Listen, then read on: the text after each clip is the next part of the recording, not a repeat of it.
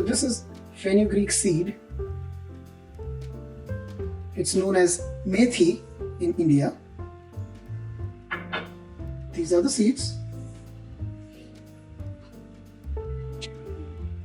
The seeds are extremely bitter. They are typically used along with other spices. You can soak the seeds overnight in water and they become soft. Or you can grind them up like so.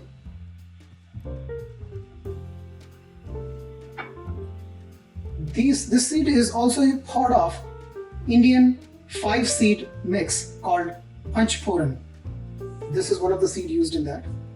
And this what we see here is the fresh fenugreek leaves.